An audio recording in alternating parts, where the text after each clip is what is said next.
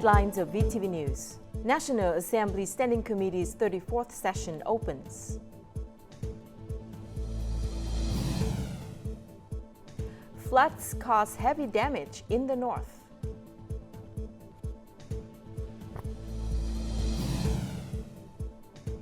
And UNSC adopts resolution on ceasefire in Gaza.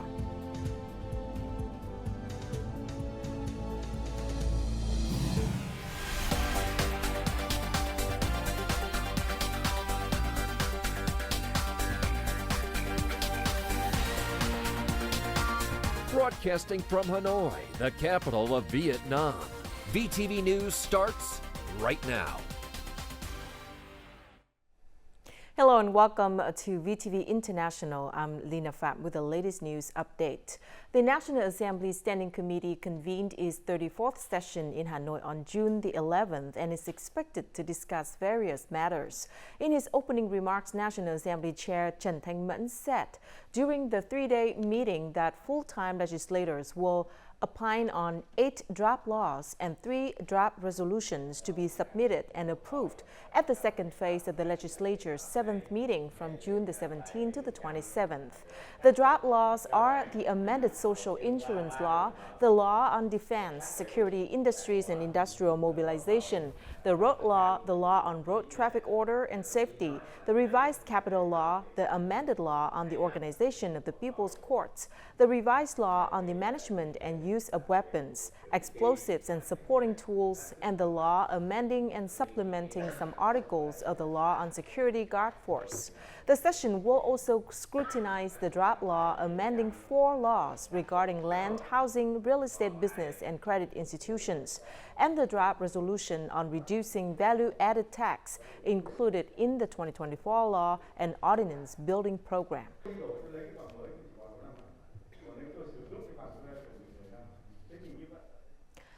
The first flood this year in the north has killed 4 people and left many missing. Heavy rain of hundreds of millimeters in the past 2 days has caused extensive damage in Hà Giang, Lào Cai, Lai Châu, Cao Bằng, Quảng Ninh provinces, and Haiphong City. The heaviest 300 to 400 millimeters rainfall was recorded in Quảng Ninh and Hà Giang. The heavy rain caused the Lộ River to burst its banks, suddenly causing the Hà Giang hydrological station to rise, exceeding the warning level by 3 to 59 centimeters. This is the highest flood level in nearly 40 years, causing widespread inundation. Floods and landslides killed 3 people in Hoàng Su Phi and Quản Bạ districts, with more than 1,000 houses flooded and numerous vehicles, other property and crops submerged in water. Many traffic routes were seriously damaged. In Lai Châu, a person was swept away by flood waters while crossing a stream in Mường Tè district. In Lào Cai, a landslide occurred on National Highway 4D to Mường Khương district, causing traffic jams. Heavy rain also caused landslides and floods in Cao Bằng, causing rocks and soil to slide into houses. Schools and irrigation works were also damaged. The north will see widespread heavy rain until this Friday. Hà Giang province is still quickly repairing the national and provincial highways damaged by floods in recent days. 27 landslides on National Highway 177 and National Highway 4C passing through Mã Pì Lèng, Mèo Vạc district are under repair. However, as of this morning, hundreds of cubic meters of soil and rock are still blocking vehicle traffic. Hà Giang's provincial transport sector has mobilized hundreds of excavators and other vehicles for nearly 2 days to clear the road. However, the repair work is currently facing many difficulties. Technical solutions are available, but the weather conditions continue to make landslides likely. Clearing the road of landslide debris will continue to be accelerated. Throughout Monday night, the government and functional forces supported people in flooded and isolated areas in Hà Giang province. The following story will warm your heart when you see the strong bond between the army and the locals. In less than 30 minutes, nearly all of Soan's property was submerged in water. The water receded nearly a meter on Monday night. The government and police forces have actively supported Soan in salvaging his belongings. The water rose so quickly that we only had time to move some essential belongings. Vị Xuyên District Police continue to be on duty at 30 flooded locations and close roads to ensure safety. The authorities help move cattle herds, a great asset of mountain people, to a safe place. This action shows the spirit of love and kindness. Apart from ensuring the safety of people and vehicles passing through flooded areas, we mobilized forces to rescue and help people move their belongings to higher ground. We have mobilized human resources to support isolated communities that are flooded and are using all available equipment to move people's property to higher ground. At nearly midnight on Monday, Bắc Quang and Vị Xuyên districts were still hit with heavy rainfall. Although those people's worries still exist, meaningful actions like these offer some reassurance. The demand for social housing in major economic centers is huge. Despite that, low supply and high prices have prevented many people from accessing affordable properties. However, the social housing market is showing positive signs now that the policy mechanisms and capital difficulties have been removed. Cần Thơ City is a successful example of this. Take a look.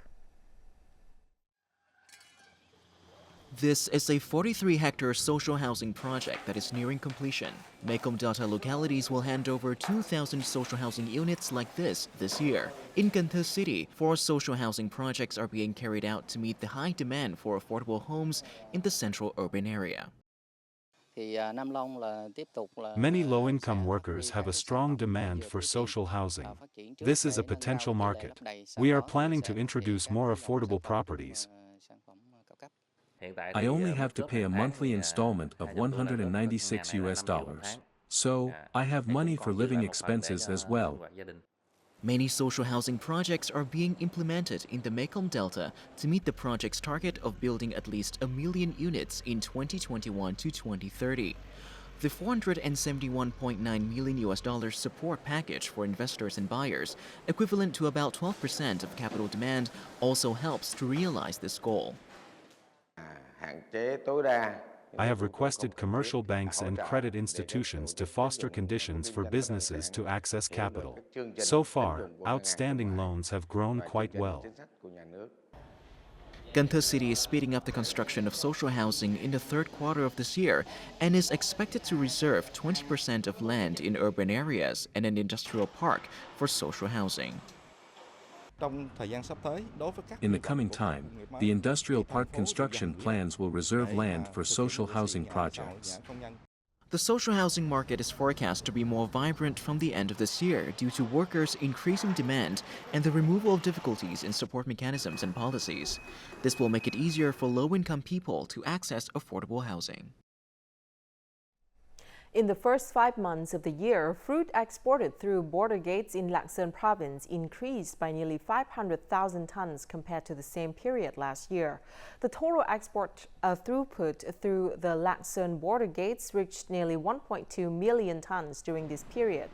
Currently, fruits such as lychee, mango, and dragon fruit are given separate vehicle lanes for quick customs clearance. In addition, the green lane mechanism is made available a priority lane for more than 10 types of fruit being exported to China to ensure faster customs procedures. About 350 trucks carrying fresh fruit equivalent to more than 4,000 tons are transported through these province border gates daily.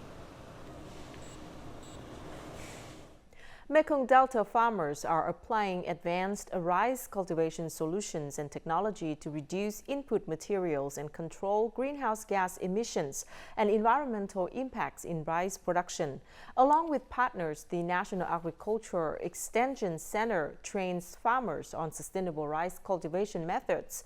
After 3 crops, the results have been rather positive.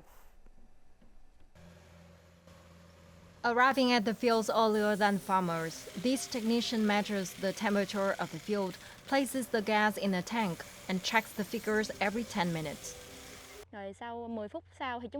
We take a 20 milliliters air sample and switch between 4 syringes. We will then store the air from the 4th syringe. Greenhouse gas emissions are measured regularly once a week.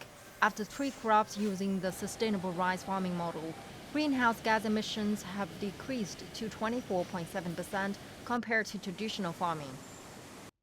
These models will help reduce irrigation water, the amount of seeds used, as well as gas emissions, thereby helping farmers become more resilient in production and crop management against the impact of climate change.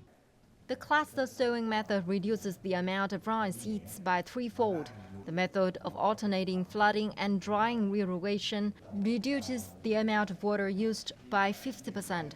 These methods have cut input costs by up to $157 per hectare. After implementing these solutions, we will continue to improve and transfer technology to apply it to 1 million hectares of high-performance rice, which will reduce farmers' costs and emissions. Looking at the shape of the rice, we know the yield will be large immediately. The cost of rice cultivation has decreased, and the investment efficiency per hectare of rice area has also increased by 50%. With 4,500 farmers in Gantou, Anzang, and Kinzang trained in high-quality, sustainable rice cultivation, 1 million hectares of high-quality, low-emission rice is gradually becoming a reality. And before we move to the next part of VTV News, let's check out the foreign exchange rate.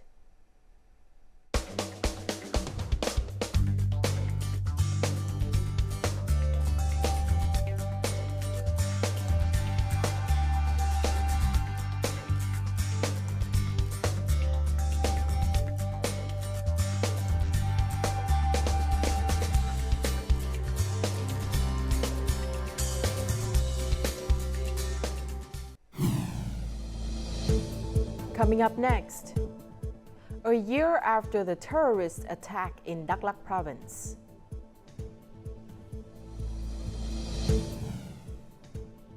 And Vietnamese abroad bring gifts to locals military of Trường Sa.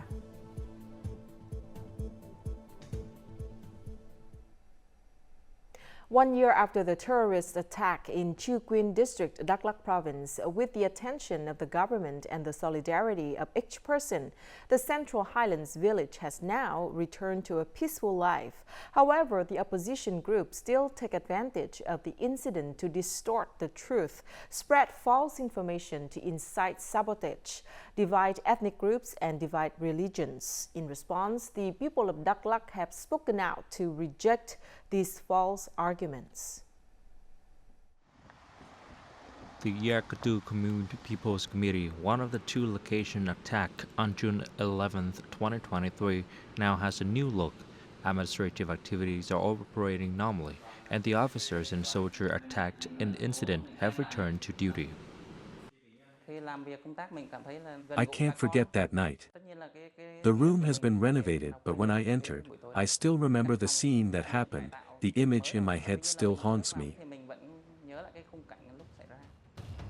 A year ago, following the incitement and provocation of terrorists, nearly 100 people participated in attacking, vandalizing, and killing people at the headquarters of the People's Committee of Theo and Yakatu Commune. The terrorist attack was intended to establish a separate state in the Central Highlands. Despite the heavy losses of life and property and the terrifying trauma that the terrorist attack caused to the people, recently some organizations claimed that the trial of the subject involved in the terrorist attack was an excuse to arrest, convict, and sentence 100 ethnic individuals. They killed so many people, both officials and civilians. It was very barbaric and painful for the whole nation. I think the law enforcement agency's handling is reasonable. They deserve to be punished for the crime they committed. The police only arrest those who are involved. However, a recent report by the United States Commission on International Religious Freedom concluded that Vietnam took advantage of this incident to expand its repressions of the Montagnat Catholic community in the Central Highlands. This is completely untrue. There is no oppression, no obstruction to work, religious practice, or economic development by the authorities. This June, more than 5,000 Protestants in Theo commune also received great joy when they had a new place to worship. Very happy for the people. Thanks to the leaders of the departments for helping build a place for worship and religious activities. The terrorist attack a year ago could not divide the great national unity, just as bad-intentioned arguments about Vietnam will not be able to break the consensus between the people and the government to build a stable and prosperous Central Highlands. The Ministry of Natural Resources and Environment of Monterey and the People's Committee of Khánh Hòa Province launched the Vietnam Sea and Islands Week and the Action Month for the Environment on June the 10th, aligning with World Oceans Day and World Environment Day. Monterey Minister Đặng Quốc Khánh highlighted the theme Land Restoration, Desertification and Drought Resilience, urging collective efforts to mitigate climate change impacts and enhance food security. In Vietnam, 35.74% of land faces degradation, risking desertification and affecting agriculture. He called for practical actions from all sectors to address drought, desertification, and the environmental protection, emphasizing waste management and marine conservation. A Monterey delegation also visited Vân Phong Bay and an eco-friendly high-tech fish farm in Vân Ninh district on the same day. In recent years, studying and following Ho Chi Minh's ideology, ethics, and style has spread widely in Brigade 162, Region 4, Vietnam People's Navy. Following Uncle Ho's example, each officer and sailor strives to train, master new technology, and take the initiative to fulfill the duties of naval personnel on an elite surface combat ship unit.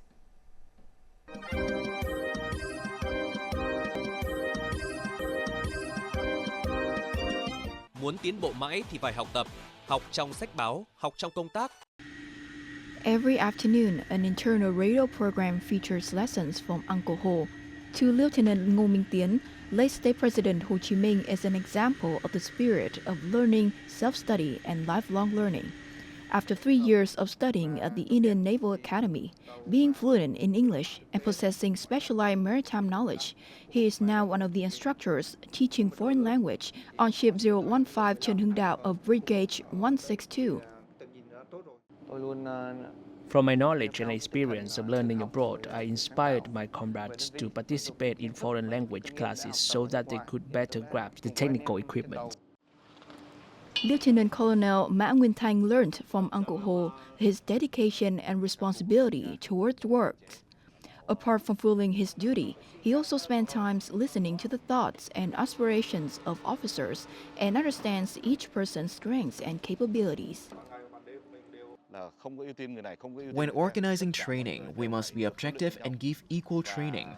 Those who do well are praised, and those who do not do well are criticized frankly. We follow Uncle Ho's teaching to protect the sovereignty of the sea and islands of our nation. It has become the guideline for every officer and sailor of the Navy. Elite forces require excellence in expertise and foreign languages, learning new technology, and mastering modern surface ships. Studying and following Uncle Ho's teaching, Brigade 162 officers and sailors always strive to their best capability and protect the sovereignty of the sea, islands, and Vietnam. Overseas Vietnamese have always been deeply grateful to the islanders and soldiers on Trường Sa. During their visits to the archipelago, they presented material and spiritual gifts to encourage and share some of the difficulties faced by islanders and the military. These gifts help motivate Trường Sa's community and soldiers to protect Vietnam's seas and skies.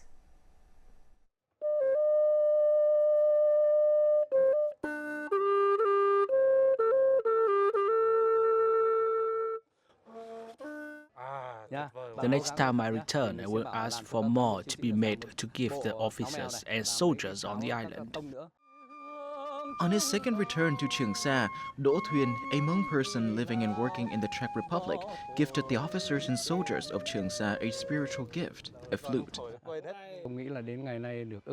This is a dream come true for me. I could bring the sound of the flute and music to the officers and soldiers on the island to express my admiration for those who protect the sovereignty of our sea and island. Every time I perform, I am moved to tears.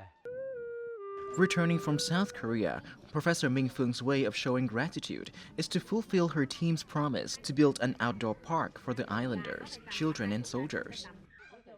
The Rainbow Park project was planned and built by the Rainbow Fund, thanks to the contributions from associations and overseas Vietnamese.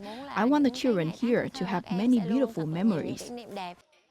The Rainbow Park, which extends to over 500 square meters, is in front of Trường Sa's town's communal house. One area is reserved for playground equipment for children, and the other is for exercise and sports equipment for adults. I love the playground and will play carefully to avoid damage. We are very touched by the gifts delivered by the Vietnamese people worldwide. My appreciation extends to them.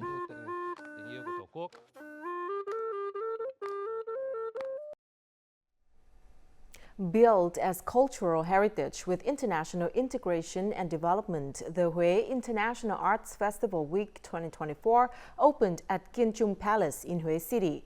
A royal gastronomy event was held at Trường Sang Palace, one of the 20 most popular attractions of the Nguyen Dynasty's capital, to introduce Hue's unique cuisine.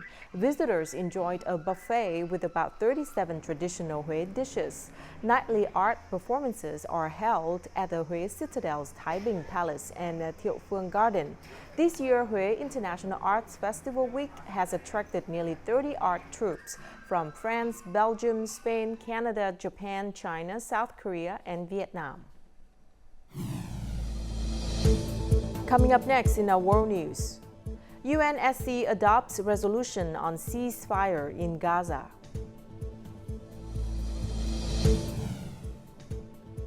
And Brazilians struggle as fire consumes world's largest tropical wetland.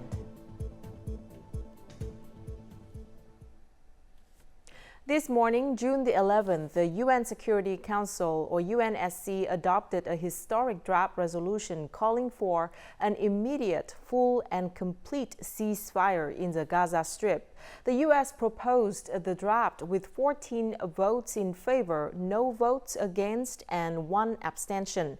The draft comprises a 3-phase process. The first phase is an immediate, full and complete ceasefire, including releasing all hostages and remains.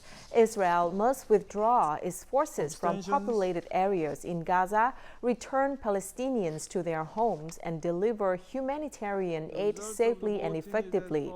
Phase 2 would be a permanent cessation of hostilities. The ceasefire would remain in place as long as negotiations continue.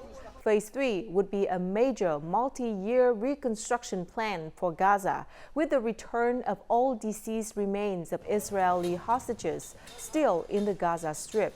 The draft also reiterates the Security Council's firm position on the two-state solution in accordance with international law and relevant UN resolutions.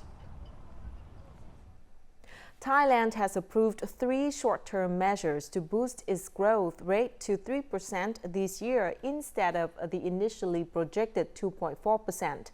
The first measure is to increase the number of international visitors to Thailand this year by 1 million to 36.7 million tourists. The second measure is to speed up the disbursement of the remaining $23 billion fiscal budget for 2024. Of which 20% is for investment. The final measure is to urge private investors to speed up the implementation of the projects. The measures come as Thailand's GDP growth in the first quarter was 1.5%, the lowest among the 10 members of the Association of Southeast Asian Nations, or ASEAN. Major banks in Singapore are stepping up scrutiny of their wealthy clients and potential clients to prevent a repeat of money laundering related transactions. Some financial institutions are also training their staff at private banks in Singapore to help them quickly detect the tricks money launderers often use to hide their identities and the source of their funds. This is the latest effort by Singapore's banking industry to prevent illegal transactions after the country's police cracked down on a $3 billion money laundering scandal in August last year. A foreign criminal group obtained the money from illegal gambling remotely and then laundered it through at least 16 financial institutions in Singapore. Fires in Brazil's Pantanal wetlands have ripped through the biodiverse region, consuming an area the size of London in just the past 10 days. Brazilians in the Mato Grosso do Sul state described the fires ravaging the Pantanal wetland as an inferno. More to follow. Fishing guide Emerton Brando piloted his boat to the town of Caramba to help farmer Clayton Jose save his cattle from the flames. Jose's ranch is accessible by boat, but the area where his cattle were struck can only be reached on horseback due to the nature of the wetlands. In the afternoon, you can no longer see the horizon. You must navigate work with the boat. It's hard to breathe. It's hard for newborn children, and the heat gets stronger and stronger. Pantanal is already hot and is getting hotter and drier with smoke. The weather gets very bad. We are trying to take them to the other side of the bay so they can survive better. The way the fire spread, it could surround them and burn them to death. Here in the Pantanal, which was supposed to be full flooded, is dry. And in the Rio Grande do Sul, which was supposed to be dry, is flooded. Everything is reserved. It's time to open our eyes. We must willing to change, and there's still time. Fires in Brazil's Pantanal wetlands have surged nearly tenfold so far this year to the highest levels since 2020, when the biome suffers worst blazes on record. These figures have raised alarms as the region heads into the riskiest season for wildfires, which usually starts in July and peaks in August and September. And now let's take a look at the weather forecast.